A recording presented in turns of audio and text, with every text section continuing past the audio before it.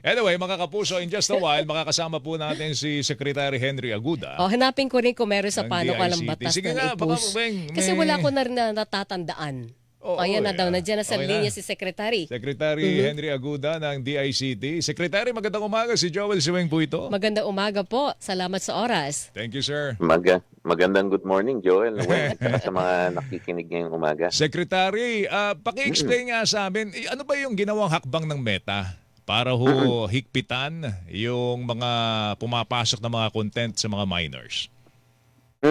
Ito kasi, di ba matagal na tayong nananawagan sa mga social media platform na bigyan ng mas magandang proteksyon yung mga bata. So ito si Meta, naisip nila, naglagay sila ng teen safe at saka screen safe. Yung teen safe, yung edad muna, 13 years old to 17 years old. Ngayon, meron na dati naman kasi mga protection to eh. Ang nangyari lang kapag between 13 and 17 ka, automatic i-default nila yung mga features na may protection. Yung una, yung privacy by default na siya. Okay. So nakaset na yung teen account na naka-private. Ibig sabihin, yung mga stranger danger ba? Hindi basta-basta ko-contact sila. Yung mga Pinaturn nila predator. to parang dun sa Roblox, kung maalala nyo. Opo. Oo. Tapos may message protection. Yung mga only people na kilala ng teens o pinapalo nila, yung makakapag-send ng message. Tapos tagging of mention. Hindi mo sila matatag kapag wala ka dun sa listahan ng friends nila. Tapos ang isang maganda, may anti-bullying. Alam mo, maraming kabataan ngayon na de-depress dahil nabubully sila eh. So, si Meta, hindi nila ginagawa to dati. Tinetext filter nila or context filter nila yung mga languages na offensive, kung feeling nila abusive, kung bullying, tinatanggal na po nila yon. So yung mga anak natin na between 13 to 17, hindi na makakatanggap ng mga bullying content. Tapos marami pa, may mga age-appropriate control. Tapos ang isang kagandahan, pinair nila to dun sa tinatawag nila screen safe. Na pag umabot na ng 10 p.m., i-remind nila yung mga bata, o tigil nyo na. At medyo late na. So mangyayari niyan, yung notification niya, between 10 p.m. to 7 a.m., medyo dapat tahimik na lahat ng mga notification sa kanya. Medyo makakatulog na siya, makaka-relax na Ano siya. to, Secretary? Reminder lang? Hindi, kumbaga, ang Meta ang magpapatay sa kanila? Parang papatayin na yung software kanilang sa browsing. kanila. Oo. Oo, Meta yan. Automatic yan. Ang Platform Meta na nila yan. mismo. Oo, Okay. si Meta yan. Yan namang mga controls na yan, available na yan sa parental control. Pero ang ginawa lang ni Meta, ang sabi namin, alam mo, yung mga ibang magulang, very busy, pupunta pa sila doon sa settings ng Meta, tapos i-activate nila yung mga control na yan. Dapat, kapag ka 13 to 17, yan ang default. Yan ang default. Secretary, ang tanong ay 13 to 17, that's okay. Pero kung ako'y gagawa ng account, tatanungin ako kung minor ako, I can easily say, Oo nga. hindi, itong edad ko, 18 above ako. Anong safeguard Ano para po yun? hindi maloko? Hindi Yan. maglagay ng mga Tama. fictitious account? So, maganda tong hakbang na to, di ba? Pero yun nga, yung age verification tsaka identity verification, medyo may gap tayo doon. Yun naman kinakausap pa natin si Meta. In fact, ang proposal namin kay Meta, tulad ng proposal namin kay Roblox, bakit hindi nyo i-connect na lang sa national ID yan? Na pag may tao na magme-member sa Facebook o Messenger or kung ano man platform nyo, kunin na lang doon sa national ID at bibigay namin sa inyo yung authenticated age and person niya. So, yun medyo may gap pa doon. Pinag-uusapan pa rin naman natin yon. Pero ang sabi nga ni Meta, pag may batas na rini-require sila niyan, susunod sila. Yun, sinusulong pa natin yung batas na yon. Yung talagang tatanggalin na yung tinatawag natin inauthentic behavior. Yung nagpapanggap ng edad, nagpapanggap ng pangalan. Yun, next, phase 2 na lang natin yun, sabihin na natin. Okay. Nabanggit niyo po kanina na pagdating ng alas 10 ng gabi, isa-silent na yung notification. Magre-remind muna doon sa mga bata, no, kailangan nyo na matulog, maaga pa kayo bukas. Mag-silent na kayo. Tapos isa-silent ng Meta automatically yung notification. Tama po? Tama yun. Pero, ganun yung bala. Pero may free hand ang bata kung gagamit pa rin ako beyond 10 p.m. despite the notification. Actually, meron. Pero may Oo. kakaroon ka ng screen time protection. May bago naman. Ito Oo. naman, bibigyan siya ng daily reminder na mag-a-appear na masyado nang mahaba yung gamit mo. Mm-mm. Tapos i-encourage ka to break the habit. Okay. For now, parang ganon, reminder muna. Pwedeng override ng bata. Pero, we take this one step at a time. Ito sa akin, the fact na nakinig si Meta, papunta na tayo doon na unti-unti na nilang i-calibrate yung user experience para foolproof na safe sa mga bata. Pero naniniwala kayo sa DICT Secretary na kailangan talaga ng batas katulad ng ibang bansa na nagbabawal sa social media sa mga minors? Oo naman. In-endorse namin yan at saka consistent kami. In fact, very specific kami. Pinagtatalunan yung edad. 13 ba, 16 ba, 18 ba? Sa amin, sinuggest na namin ang ideal sweet spot 16 below. 16 below meaning hindi sila gagamit ng anumang social media. Wala silang account sa social media. Dapat, oo. Pwede sila makigamit under supervision of their parent. Hindi rin natin inaalis naman yung pagkakataon na, let's say, hindi sila yung main account holder, extension sila ng magulang nila. Pwede rin naman ganon. Pero ang problema, Secretary, may matagal ang problema sa bansa natin to eh. Yung mga magulang, ginagawang yaya yung gadget. So kasama doon ang social media. Alam mo, hindi mo maalis talaga sa mga magulang yan na, alam mo, sa panahon ngayon na busy yung mga magulang, maghahanap sila ng substitute para sa attention ng bata. Ang social media hindi ko sinasabing masama yan. Ang sinasabi ko lang is, gamitin natin yan para sa education. Isang example na ginagamit ko nga, YouTube for Kids. Last year, nag-introduce si YouTube for Kids. Yung mga content niya, angkop sa kabataan. Tama-tama yun. Ginagamit din ng DepEd yung platform na yan para sa pag-aaral ng mga bata. Sa akin, i-curate nating mabuti kung ano yung para sa bata. Para bang yung dati sa MTRCB. Hindi naman bawal ang TV, pero pagka napanood ng bata yung angkop para sa kabataan, ito kailangan ng parental guidance.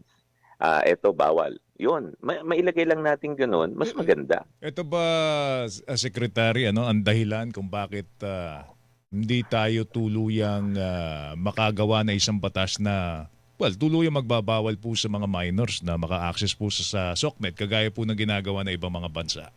Dahil napapakinabangan natin ito sa edukasyon. At tingin ko parating na yan. Hintayin lang natin yung proseso sa legislature kasi marami rin naman silang binabalangkas. Pero sa lahat ng na-attendan ko na committee related to that, and maraming committee na dinidiscuss yan. Ang tingin ko ginagawa na lang nila is hina-harmonize into one comprehensive Para bill. wala pa kami naririnig. Meron si Meron na ba? Senate President Sherwin Gatchalian pala, hindi Meron pa sa na. SP. Okay. May bill siya banning social media for teens 16 below. Ayun. Oo. Yun pala no? Kasi Tama. hindi ako maniniwala kay Secretary ko sasabihin niya hindi niya naabutan ito. Naabutan mo ba yung pinalulud ka sa munggo? Oo Ay, naman. oo na. Tapos- Lumuhod ako sa naman. munggo. So makulit ka, Secretary. Ako, Secretary, dodobling ko pa. Lumud ako sa munggo tapos Dilagyan ka hawak ng pa ako libro. ng libro sa kamay. No? So, ganun Pero ang bawal na ngayon yan. Bawal na Bawal, ngayon yan. yes. Ganun ang Physical make-up natin abuse. nung araw, di ba, Correct, Weng? oo. Kasi kung paano tayo dinisiplina ng ating mga magulang. Kaya medyo Tama. yung grit natin nga iba no? Totoo. Kaya Meron lang lang yung mga isa- bata ngayon, Oo, medyo iba na. yung Kasi medyo parang di ba? Na, woke dahil na. because of the social media exposure, Oo. parang humihina na yung tibay na loob ng mga bata ngayon. Meron bang what's the trigger para sa Meta na gawin ito? Meron bang datos silang nakita? At kinakailangan, sandali, mga bata, bigyan natin ng konting regulation. Oo, hindi lang datos, no? Nakasuhan sila sa US at natalo sila sa US. Napatunayan ang Facebook nakaka-addict. Alam mo, sa isang bagay na nakaka-addict, di ba? Sigarilyo, for example, sa tinagal-tagal, alam na natin na nakaka-cancer, alam na natin masama sa health. Nagagamit pa rin naman, napipili pa rin naman yan. Yung nga lang, lalagyan mo ng matinding warning. Yung warning na talagang nakaka-addict to. Yung sa Facebook, siguro ayaw na nilang umabot sa ganong punto. So nagka-calibrate na sila, nag-i-introduce na sila ng mga safety features ng produkto nila. Pero siguro kailangan sabayan ito, Secretary, ng ano din, awareness, edukasyon sa mga magulang. Kasi first and foremost, ang frontline natin dito ng depensa ay magulang. Kung minor ang pag-uusapan, hindi ba? Tama. Kaya nung last week, nagkaroon kami ng Digital Platform Safety Summit. Nandun ang TikTok, hindi lang naman Facebook, no? Mm-mm. Nandun ang TikTok, nandun yung mga ibang platform. Tapos, kinabukasan, nangako rin si Meta, si Facebook, na sila rin maglo-launch na rin ang kanilang info campaign. So, Mm-mm. part ito nung kanilang info campaign na pina pinapa lakas na nila yung awareness na mga magulang meron ito nga ang kagandahan nito, yung mga magulang dati kailangan bigyan mo ng awareness dun sa mga safety feature. Mm-mm. Sabi ko sa kanila, baliktad. Imbis na bigyan mo ng awareness, i-default mo na. Mm-mm. So ngayon, mga magulang, eto po, default na po lahat ito. Mm-mm. Hindi nyo na kailangan alamin yan. Pero, magbibigay pa rin sila ng awareness ng mga pwedeng maging kapahamakan pagka sumobra ang paggamit ng social media. Meron lang concern dito, katulad ni Edward Lim Mm. sa Facebook Live natin. Sabi niya, censorship daw yan at anti-free speech, Secretary. Ay, hindi naman. Hindi. Mm-mm. So, kami, we protect free speech talaga. And we also value free-willing discourse. Pero, Mm-mm. tandaan nyo po, kabataan po itong mga to. Correct. Hindi naman to yung mga 18 and above na mature na. Isang reason yan kung bakit pagka ang mga bumoboto 18 and above. Mm-mm. Pagka below, prone sila to influence ng mga mas nakakatanda sa kanila. At saka, hindi natin may kakait talaga mataas ang suicide rate ngayon. And Mm-mm. pag trinace mo yung suicide rate ng kabataan, nabully sa social media. Yan yung mga hindi natin nakikita. Iba kasi yung Correct. nabully ka sa school, makikita ng mga classmate mo. Yung mga magulang, makakakuha ng tawag sa principal na, yung anak na bully sa school. Dito sa social media, medyo invisible kasi. Totoo yan. Pero ako, Secretary, tingin ko dapat mag-hobby ho kayo ng isang batas na talagang susunod doon sa ibang mga bansa na nagbabawal na po sa social media kasi para ho sa mga minors. Kasi Weng, ako, meron ako IG, meron akong X, meron din akong Thread, no? Oh, ang dami ha. Weng, ano yan? Talagang pugad yan ng porn. Talaga ba? Meron talagang lumalabas diyan na para lang dumami ang ang likes niya. Talagang naguhubad. Oh my God. Naguhubad, Secretary.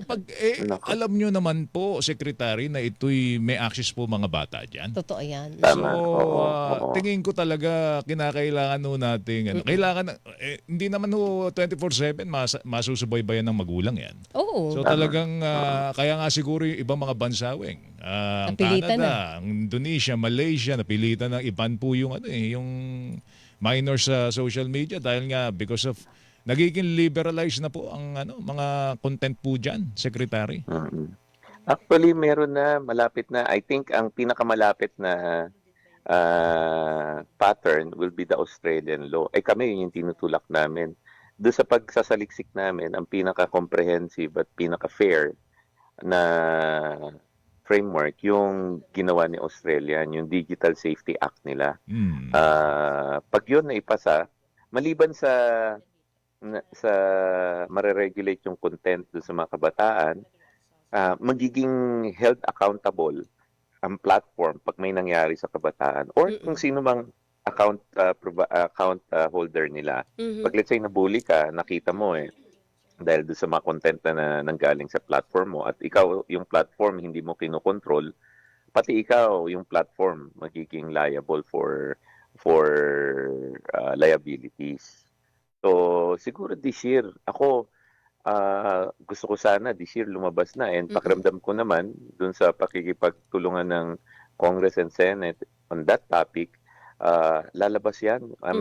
Mahaba pa naman ang taon. In fairness, yung panukalang batas ni Senate President Sherwin Gatchalian ay patterned sa Australian Yes. law. Sabi dito sa news na nabasa ko, Secretary. So, at ang nakakagulat lang, binagit doon yun, ang laki ng porsyento ng mga bata, age 10 pa lang to 16, sobrang exposed na sa social media. And 92.2% pala ng mga bata natin, age 10 and above, minor ito ha, talagang internet user sila at nagme-maintain ng social media account. So ganun kalaking influensya sa buhay ng mga bata natin. Kaya yung kanilang mindset, shaped, nahuhubog na kung ano yung araw-araw nakikita nila sa social media, Secretary. Oo, tama. Ay, ako nga, may initiative nga yung mga iba nating mga Parents Association. Balik sa libro. Totoo yan. Turuan muna natin magbasa yung mga kabataan natin, maglaro sa park, maglaro ng patintero, tsaka piko. Then siguro pag medyo teenager na Tumbang sige, preso, social nagte-text media ba kayo naman. ng araw? Oo. Tumbang preso tsaka text. Yan. Tama, oo. Balik tayo sa yung mga nakagawian natin noong nakaraan. Maayos naman eh. Tanggalin mo lang yung munggo at saka yung asin. At bawal na yun. Mukhang Masakit po sa tuhod mukhang niyo, Secretary. may hugot si Secretary. At saka walang gulpi na sinturon, Secretary. Wala. Ako, isa pa yan. Yan yung mga kinalakihan natin. Yung pingot sa tenga, di ba? Pero tingin ko, Secretary, mukhang kinakailangan yung silipin po ito talagang. Oo, sana Baka magtanong kasi ang yung mga nagpapanukalang ng batas na ano ba ang contribution ng executive dito. Ano? So magandang mahabi nyo na po at mabigay ninyo yung recommendation ninyo. Pero ako talaga, total ban sa minors. Sana maging Dapat priority ganun ba? Pangulong Bongbong Marcos, hanin nyo na po ito sa priority measure ninyo. Di ba? Para sa SONA. Oo. Ngayong balik sa trabaho na lahat, sigurado babalik na on schedule yung pagbabalangkas ng batas na yan. Alright. Secretary, salamat. Thank you. Mag-ingat ka. Ha? Okay, Good morning to you. maraming salamat din. Good morning. Secretary Henry Aguda, mga kapuso, PICT.